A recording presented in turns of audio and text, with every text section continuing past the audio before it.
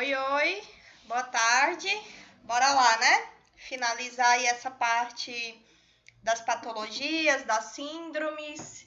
Então, como eu falei para vocês, conversei lá no grupo agora há pouco, a proposta dessa aula é a gente finalizar essa parte clínica, essa parte patológica da saúde mental, da enfermagem saúde mental. Então, no decorrer aí, né, do semestre, a gente trabalhou as principais patologias que eu julguei como algo importante, mais comum no cotidiano da enfermagem, e não poderia deixar de fora a esquizofrenia, tá, gente? Que é uma patologia aí que é de extrema importância, de extrema gravidade, que mexe muito com o paciente e com os familiares. Portanto, é muito importante que vocês saiam da faculdade, que vocês tenham aí na formação de vocês, pelo menos o conhecimento básico do que é essa patologia e que de forma, nós enquanto equipe de saúde, podemos contribuir, controlar e amenizar esses sintomas, tá joia? Então vamos lá. A esquizofrenia, assistência de enfermagem ao paciente esquizofrênico. Bora lá comigo. Então, para iniciar, eu quero abrir a aula com esse vídeo, trazendo aí uma introdução básica do que é o conceito da esquizofrenia, antes de eu entrar aí na parte teórica com vocês. Então, é um videozinho didático, tá? Você já deve ter ouvido falar de esquizofrenia, que pessoas com isso ouvem vozes, pensam em coisas peculiares e são perigosas. Vamos falar sobre o que realmente entendemos hoje da esquizofrenia. Antes de continuar o vídeo, conheça a nossa campanha no Patreon. Saiba como você pode contribuir para o crescimento no Minutos Psíquicos, ganhar ilustrações dos vídeos e ficar por dentro dos bastidores do canal. A esquizofrenia afeta cerca de 21 milhões de pessoas ao redor do mundo e pode ser um dos transtornos mais debilitantes. As dificuldades profissionais, sociais e afetivas levam muitas vezes a pessoa a se isolar ou ser abandonada pela família e amigos. Os principais sintomas da esquizofrenia são os delírios, as alucinações e o pensamento e fala desorganizada. Outros sintomas comuns são a pouca expressão emocional, verbal e agitação física ou completa falta de movimento, conhecido como catatonia. Mas pessoas com esse diagnóstico podem apresentar só alguns ou todos os sintomas em diferentes níveis de gravidade. Por isso, a mera presença de alguns sintomas não significa que alguém tem esquizofrenia, já que muitos critérios também são usados, como frequência, gravidade e duração de cada sintoma. Um mito sobre a esquizofrenia é que pessoas com esse diagnóstico são perigosas. Isso não é verdade. A maioria das pessoas com esse diagnóstico não são mais perigosas do que qualquer outra pessoa. Outro mito é que uma pessoa que ouviu vozes tem esquizofrenia. Como já falamos em outro vídeo, as alucinações são experiências que quase todas as pessoas tiveram ou terão em algum momento de suas vidas. Além disso, algumas drogas podem induzir alguém a vivenciar alucinações temporariamente.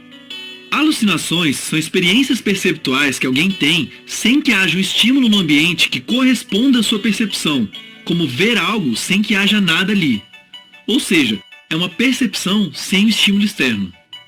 Elas podem ocorrer com qualquer fonte de sensações, ou seja, podem ser visuais, auditivas, táteis, olfativas, entre outras. Independente disso, uma alucinação não é a mesma coisa que interpretar incorretamente um estímulo do ambiente, mas sim, por exemplo, ouvir uma voz sem que um som de voz tenha sido realmente emitido no ambiente. O conteúdo das alucinações pode variar bastante, indo desde coisas inofensivas até ouvir vozes que sugerem ações. Mas ouvir uma voz não significa que a pessoa vai obedecê-la. Já os delírios são crenças irrealistas, rígidas e que a pessoa tem muita dificuldade de analisar de maneira crítica. Os delírios prejudicam muito a convivência social e a rotina da pessoa. O assunto da crença pode ser quase qualquer um, mas alguns dos temas mais comuns são os de desconfiança, perseguição, influência e grandeza.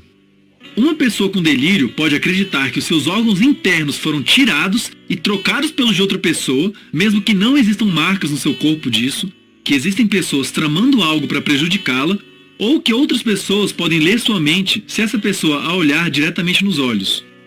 Muitas coisas podem levar alguém a desenvolver esquizofrenia. Ela geralmente surge no início da fase adulta e fim da adolescência.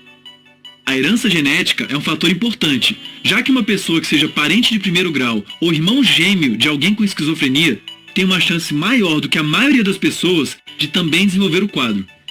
Muitos cientistas acreditam que os sintomas da esquizofrenia são, em parte, resultantes de um desequilíbrio de neurotransmissores no cérebro, especialmente do neurotransmissor chamado de dopamina.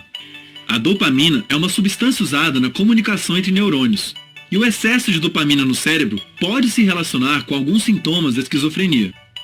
Isso tanto é verdade que as medicações conhecidas como antipsicóticos conseguem reduzir alguns dos sintomas ao bloquear receptores de dopamina nos neurônios. Experiências estressantes podem desencadear o surgimento dos sintomas, assim como o consumo de algumas drogas. Por exemplo, algumas pesquisas indicam que o consumo de maconha se relaciona com maiores chances de apresentar sintomas de esquizofrenia em pessoas que já possuem uma predisposição familiar ou de piorar alguns sintomas de quem já desenvolveu o quadro. É claro que muitas coisas estão envolvidas no surgimento dos sintomas, e a maioria das pessoas que consumir maconha não irá apresentar sintomas relacionados à esquizofrenia. Mas não é recomendável o uso de maconha e algumas outras drogas, como a ayahuasca, por parte de pessoas com histórico na família de casos de esquizofrenia. A esquizofrenia tem tratamento, e pessoas com o diagnóstico podem superar muitas de suas dificuldades quando aderem ao tratamento. Ele pode envolver o uso de medicações, psicoterapia, intervenções com a família da pessoa, dentre outras coisas. Nos ajude a desmistificar a esquizofrenia, curtindo, compartilhando nosso vídeo nas suas redes sociais. Então, essa mensagem inicial era para trazer um pouco para vocês da introdução do que é a doença, né? Realmente é um sofrimento psíquico, aí, um sofrimento psiquiátrico que causa muito desconforto, não só em quem tem, mas também quem convive, tá? Então, eu pergunto para vocês já ouviram falar sobre esquizofrenia? Conhecem alguém que passa por isso? Tem essa síndrome na família de vocês? Se alguém tem, então vamos lá entender um pouco mais. Quem não conhece, é uma oportunidade de agregar esse conhecimento. Então vamos lá. Esquizofrenia, entenda esse grave transtorno mental. Deixa eu só pegar a canetinha aqui. Um minutinho. A esquizofrenia, ela é um problema de saúde da atualidade, tá, gente? Atinge aí toda a classe social, independente de cor, de raça, de condição financeira, e é de grande sofrimento tanto para o portador quanto para a família. Por quê? Pela longa duração dessa doença, né? Acaba aí acumulando um número que ele é considerável de pessoas que são portadoras desse transtorno, ou seja, em diferentes graus da doença, em diferentes níveis de comportamento e também de necessidade, tá? Então, o ato de conhecer aí sobre a doença, tanto na teoria quanto na prática, ele compreende aí destacar o papel de vocês, enfermeiros, o meu papel. Porque quando a gente tem o conhecimento teórico e prático, a gente acaba conscientizando a família sobre a esquizofrenia. A gente acaba apoiando, viabilizando ali as necessidades do paciente, facilitando a lida diária, tá? Facilitando ali que essas pessoas elas possam ter um convívio agradável e um tratamento para pacientes que sejam portadores da esquizofrenia. Então, essa é a importância do envolvimento de vocês e do conhecimento. É justamente facilitar, justamente fazer essa ponte, fazer essa conscientização, porque é uma doença que tem muito tabu, que tem muito preconceito. Muitas pessoas elas realmente são abandonadas por seus familiares, por seus amigos, porque as pessoas acabam perdendo a paciência ali. Mas tudo é uma questão de ajustamento, uma questão de paciência, saber se esse paciente ele está tendo um tratamento que ele realmente é direcionado para aquela fase da doença, se a dose dos seus medicamentos eles estão ajustados. Então, isso tudo contribui para o sucesso desse tratamento, tá? Então, é necessário também elucidar para vocês como que se dá a assistência de enfermagem aos portadores e como eles convivem com a doença, para que a gente consiga aí promover algumas estratégias que sejam adequadas para esse tipo de atendimento. Então, nós enfermeiros, a nossa equipe, juntamente com a equipe multidisciplinar, nós temos um papel de extrema importância na reabilitação desse paciente, tá, gente? Desses pacientes que sofrem aí de transtorno mental, como a esquizofrenia, porque é através desse alinhamento que a gente vai conseguir prestar uma assistência de qualidade, que a gente vai conseguir fazer um acompanhamento para esse portador, tá? Então, uma breve introdução, tá, do que é a esquizofrenia. A esquizofrenia, ela não é uma dupla personalidade, tá? Como muitas pessoas imaginam por causa do seu nome. A doença esquizo vem de algo que é fragmentado, algo que é partido, e frenia vem de mente, tá? Então é um sufixo que significa mente. Por quê? Faz com que as suas vítimas elas sofram ali profundas deficiências na capacidade de pensar com clareza, tá, gente? A capacidade de sentir emoções que para a gente são consideradas normais. É provavelmente a doença mais devastadora tratada pelos psiquiátricos. Por isso que a gente tem que dar uma atenção maior para essas características, para esses profissionais, para esses pacientes, tá? Então, ela atinge aí as pessoas no exato momento da preparação para entrar ali na fase da sua vida, em que pode-se alcançar o seu maior crescimento e produtividade. A literatura traz que a esquizofrenia ela é comum ali na adolescência, tá, gente? A maioria das literaturas falam a mesma coisa, então é ali na adolescência, no início da segunda década da vida, ou seja, entre os 20 anos de idade, deixando ali também a maioria delas incapaz de retornar para a vida adulta normal, ou seja, estudar, trabalhar, casar e ter filhos. É algo que é um pouco complicado, tá? Então, assim, a doença ela vem ali na adolescência, entre 20 anos, iniciando ali a sua fase adulta.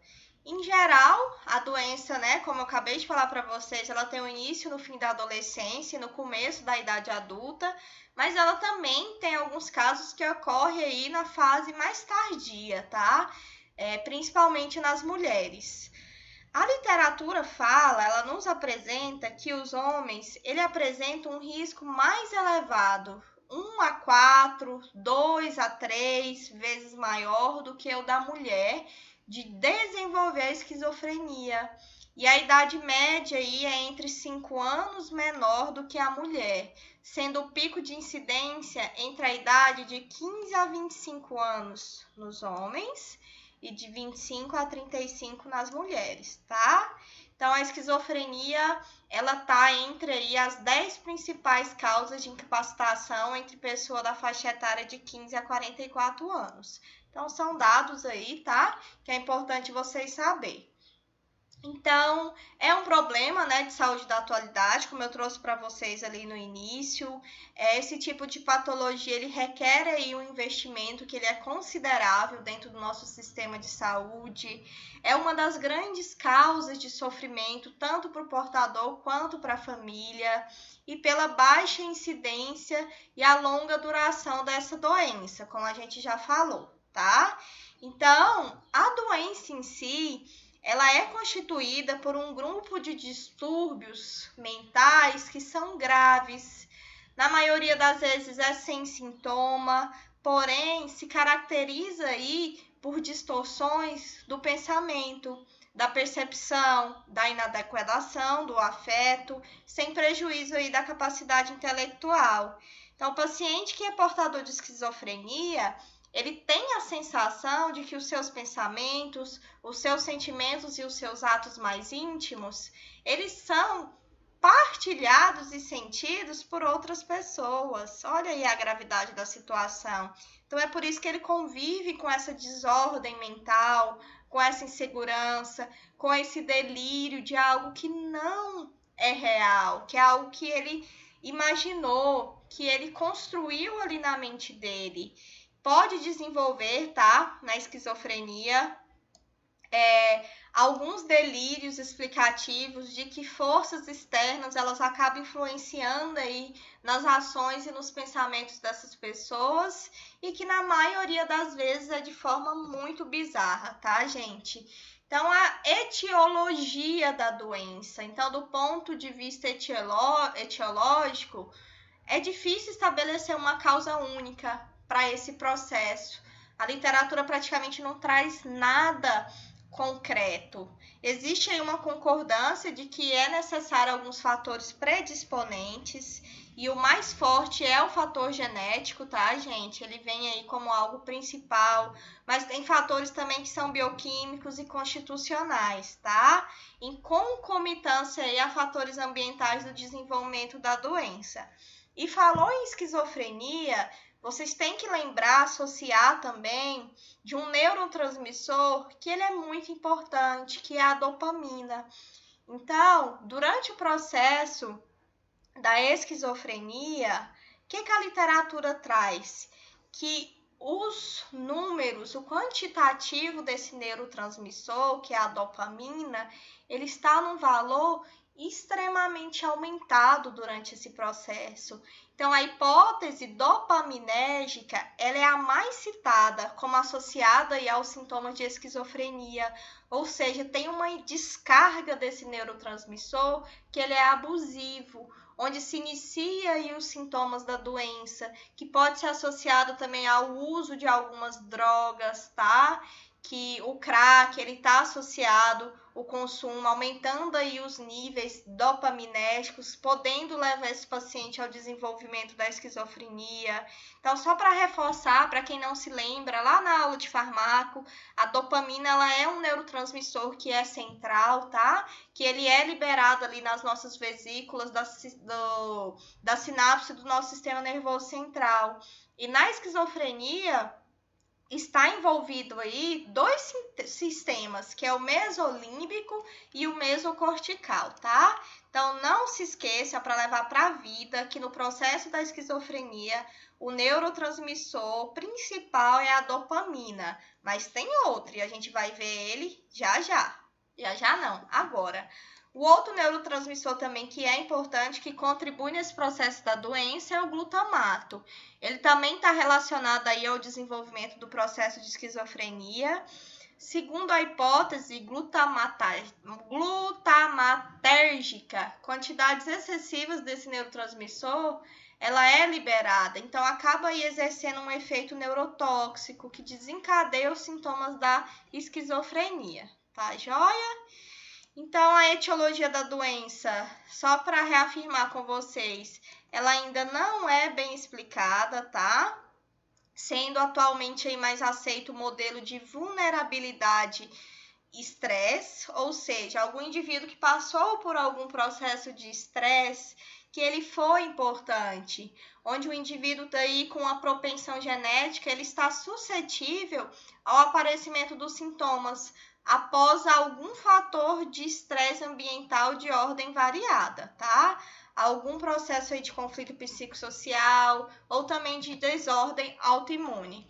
Então, só para contribuir aqui com o que eu falei com vocês, o uso abusivo de substâncias também aumenta a atividade da dopamina, notadamente estimulantes como a cocaína e a anfetamina. Perdão, eu falei o crack, tá?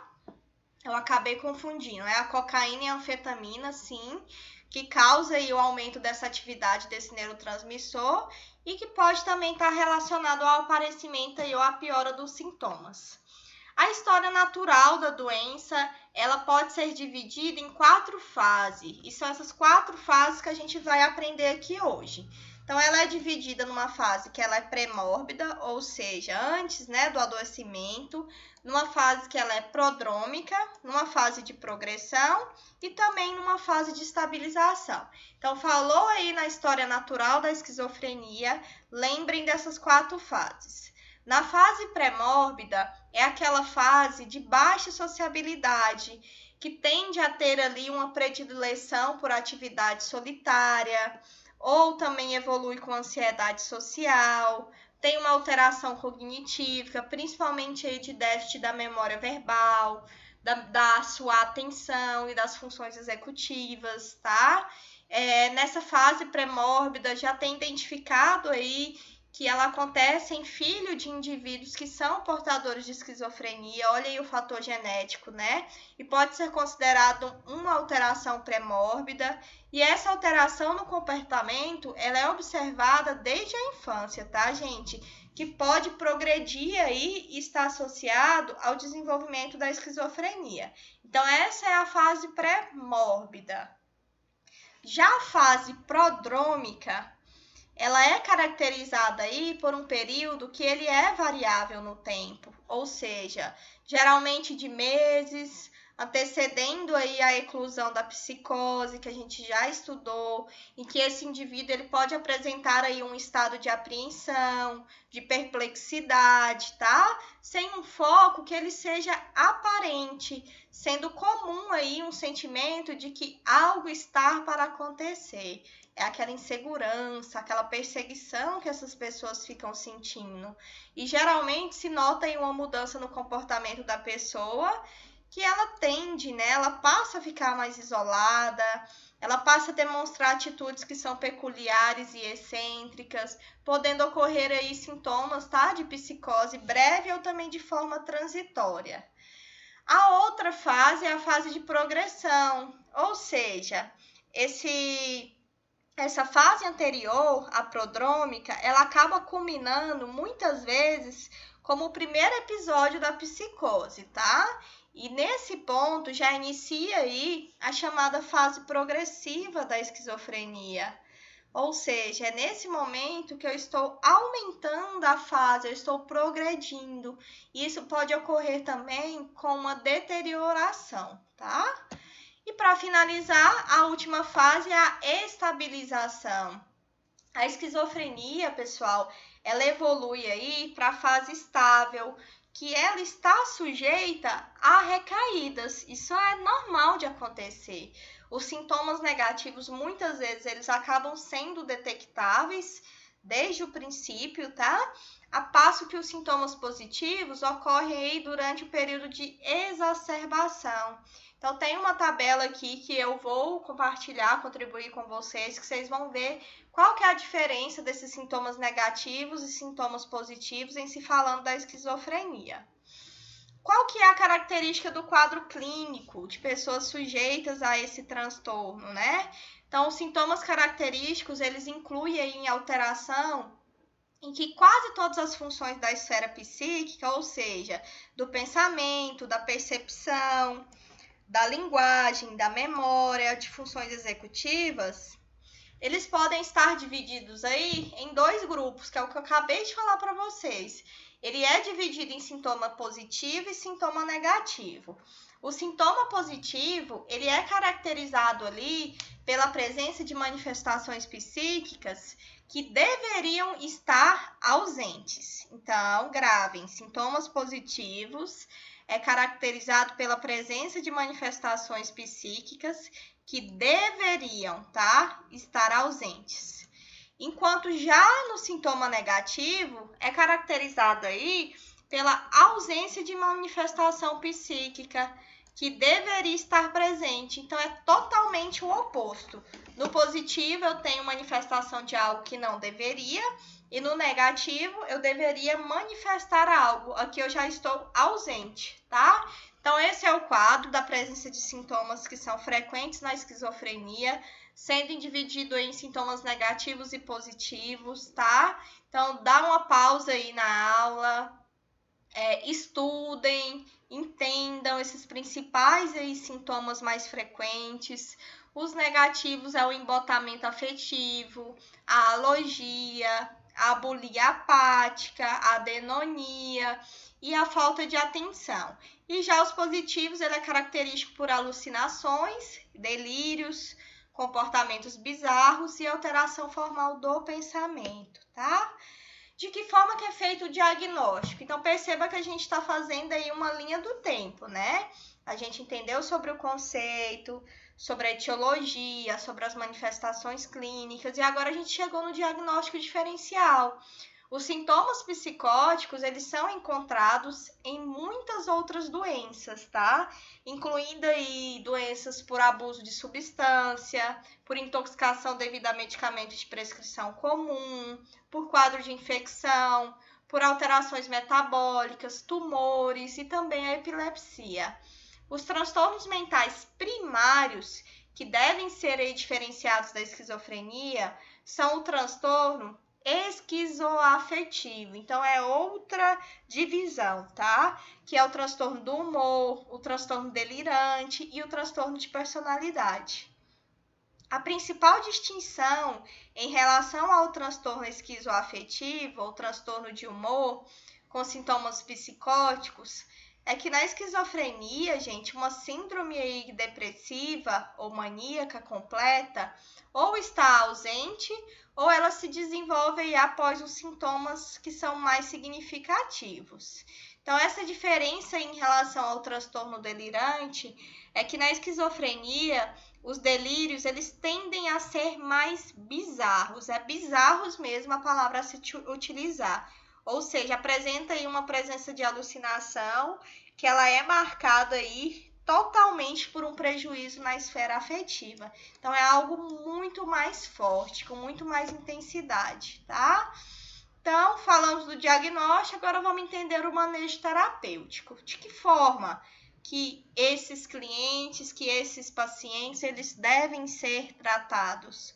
O tratamento da esquizofrenia, ele é realizado aí principalmente com o uso farmacológico, tá?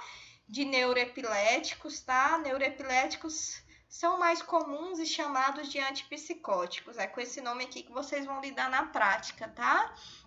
Que é classificada aí como primeira e segunda geração. E também intervenções psicossociais. Os antipsicóticos de primeira geração, ele tem ali um mecanismo de ação principal, ali bloqueando o receptor D2 de dopamina. Então, é por isso que esse paciente deve ser medicado justamente para bloquear esse neurotransmissor da dopamina, como já conversamos anteriormente, para que essa produção ela seja diminuída, tá? Então, entenda o manejo terapêutico como uma parte farmacológica e como uma parte de intervenção psicológica.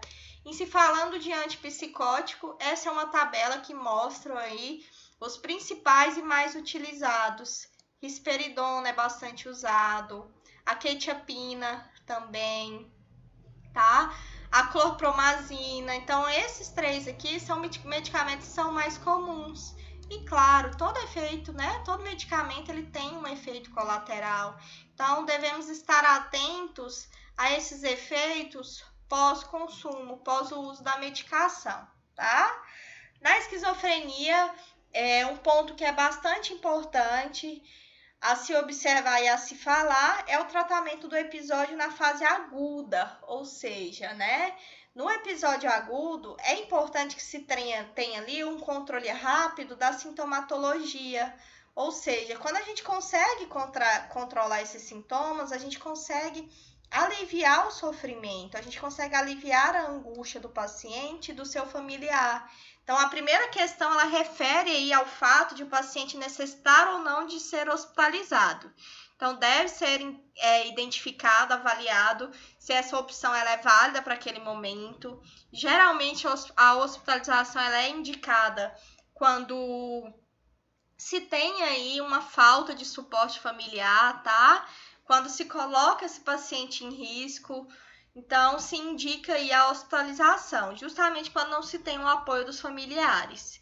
E quando há o suporte familiar, em geral, não tem necessidade de internação.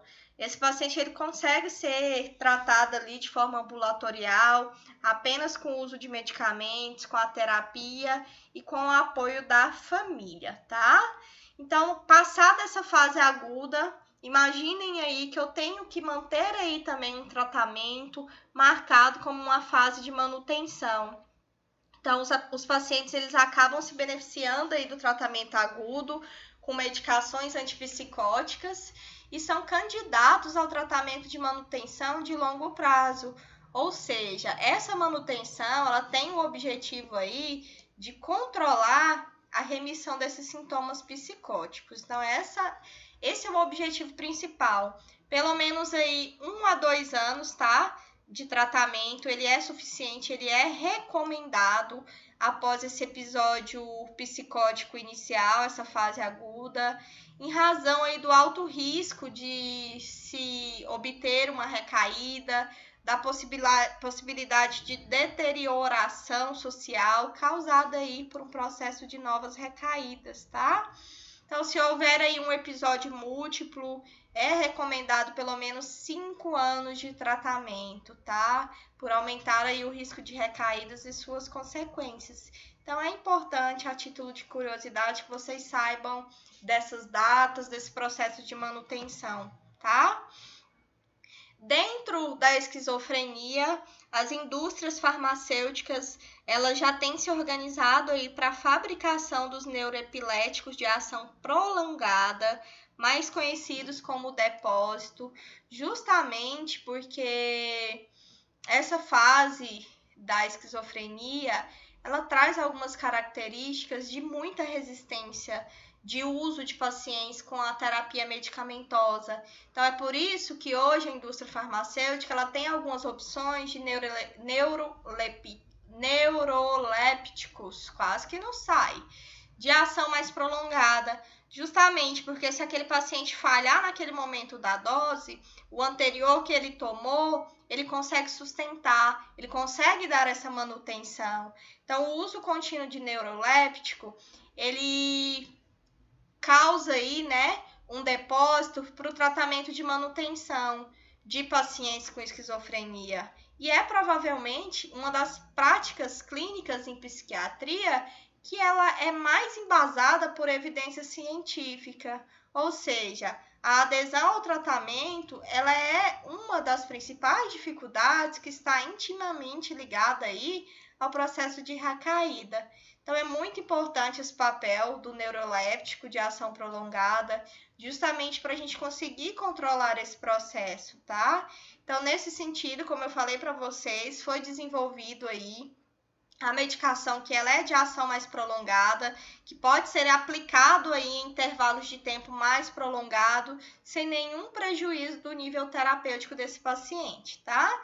Então, qual que é a dinâmica? Ao invés da gente administrar de forma diária, como ocorre ali nos neurolépticos orais, esse neuroléptico de ação prolongada, ele é aplicado no intervalo que varia aí de 1 a 4 semanas, tá? Então, cada paciente ele deve ser observado e indicado da forma que ele necessite. Então, falamos da parte farmacológica, agora eu preciso colocar para vocês também a respeito das intervenções que elas são psicossociais, tá? Então, à medida que as hospitalizações elas se tornaram mais breves, o tratamento ele se direcionou aí para o atendimento que ele é ambulatorial e comunitário.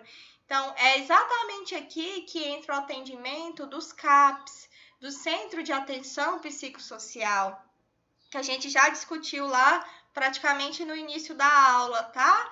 É nesse programa aí que deve receber essas pessoas para ter um atendimento aí durante a semana, que ele seja integrado à intervenção farmacológica, mais a intervenção psicossocial, incluindo aí a terapia ocupacional, a psicoterapia individual, em grupos, em oficinas, em treinamento de habilidade, enfim, tudo aquilo que a gente já vem estudando aí também em outros processos patológicos, isso não muda, tá? Então, a terapia familiar, ela também é algo que é necessário e essencial, acaba sendo combinada aí a intervenções diretamente direcionadas ao paciente. Essas famílias, gente, entendam que elas necessitam de orientações sobre a natureza do processo, tá? Da doença, justamente para trabalhar a sabedoria, a paciência dessas pessoas, porque senão elas não conseguem lidar. Porque o paciente, quando ele está em crise, ele acaba assustando algumas pessoas, acaba afastando, tá? Então, além do paciente, é importante manter esse envolvimento familiar. Então, aqui são alguns pontos chaves que vocês precisam saber sobre a esquizofrenia, tá? Os sintomas, qual o papel da equipe, quais são as intervenções psicossociais, a importância da terapia familiar, ou seja, tudo que eu comentei está resumido aqui nesse quadro. Então, deem uma pausa aí, quem tiver interesse, tá? E busquem mais esse conhecimento sobre esse processo que vai ser importante para a vida de vocês.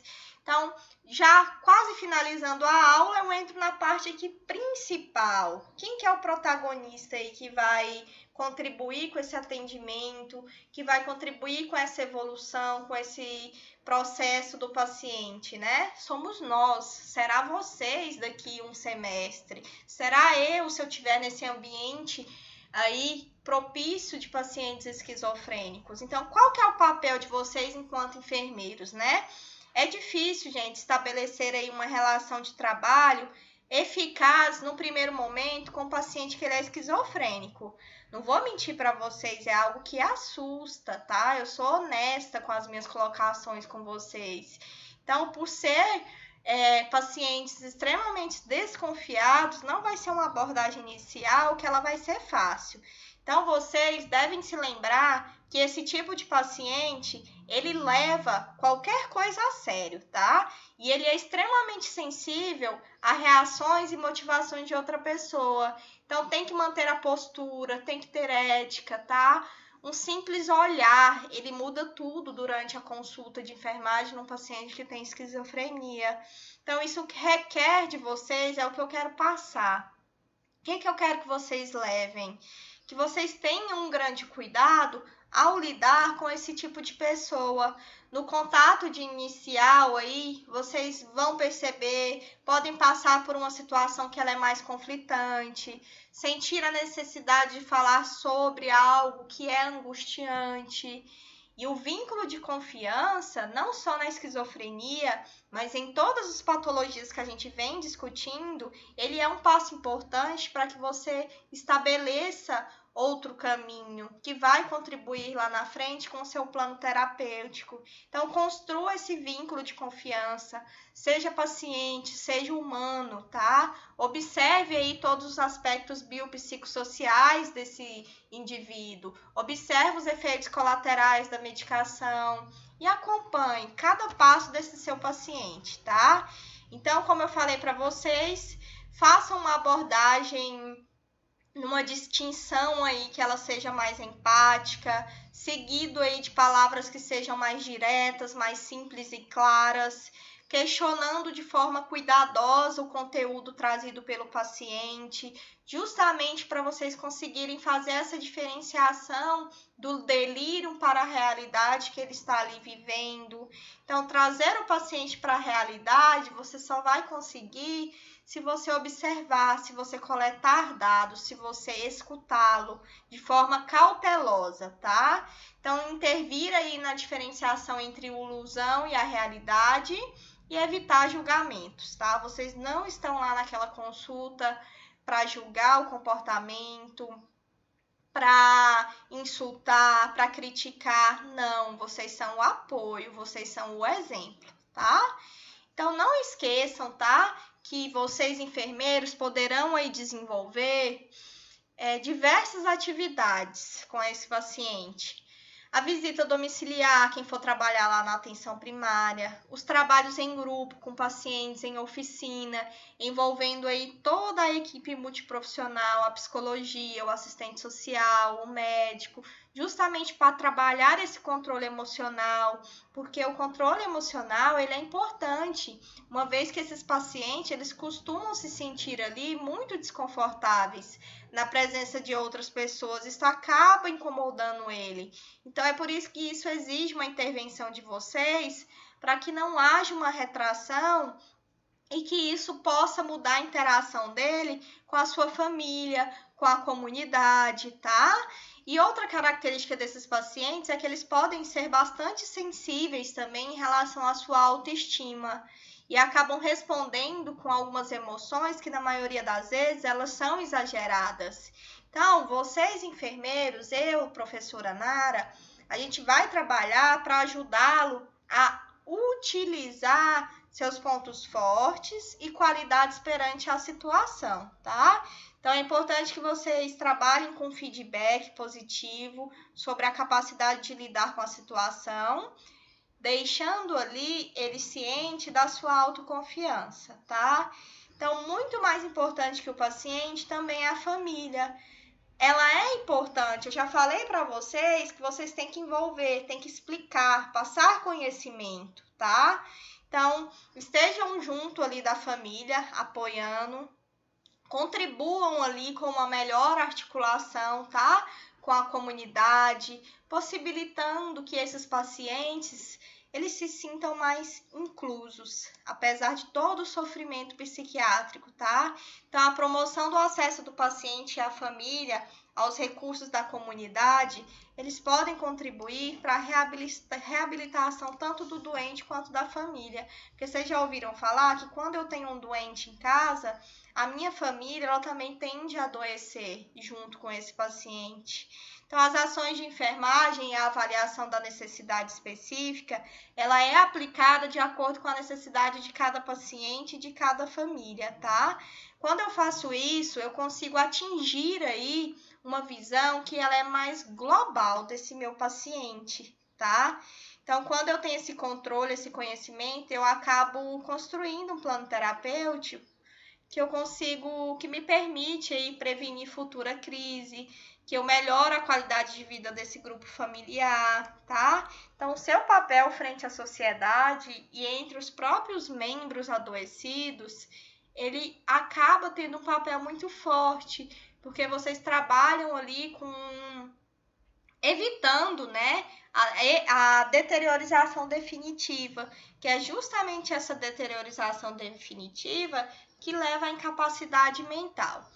Então, aqui eu trouxe um relato, tá? De uma pessoa que conviveu com paciente esquizofrênico. Esse dado eu tirei de um artigo científico.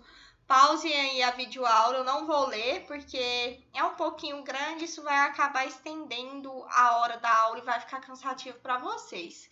Mas não deixem de ler, tá? Para vocês entenderem, sentirem aí na pele e refletirem o que realmente esses pacientes eles passam com pessoas que sofrem de esquizofrenia, tá?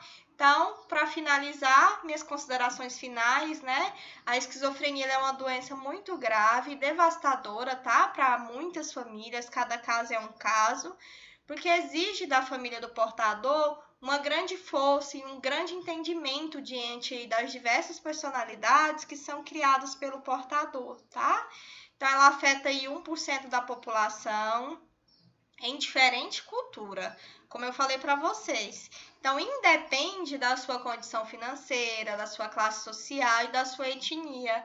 Conviver com essa situação não é fácil, porque ela consome muitas pessoas, consome fisicamente e emocionalmente, pela dor, pelo cansaço, tá? Às vezes essas famílias se deparam aí com a vontade de desistir de tudo, gente. Isso vai ser muito comum, pois ter alguém na família, um membro que a gente tanto ama, né? E que porte essa doença, significa assisti-lo aí de perto por diversos episódios de ataque agressivo, tanto de forma física quanto verbal, tá? Então, a análise do comportamento, ela busca identificar, a partir de uma avaliação funcional, o que se mantém aí determinado como um comportamento, tá? E a partir disso a gente consegue traçar ali diversas intervenções para a mudança do indivíduo, a fim de conferir aí apenas uma melhor qualidade de vida, tá bom? Então é considerado que comportamentos, por manterem relações com o ambiente, eles são passíveis de intervenção, aprendizagem e modificação. Esse foi o referencial bibliográfico que eu utilizei, tá? A gente finaliza aqui, como eu falei para vocês. Espero que tenha feito algum sentido a aula para vocês.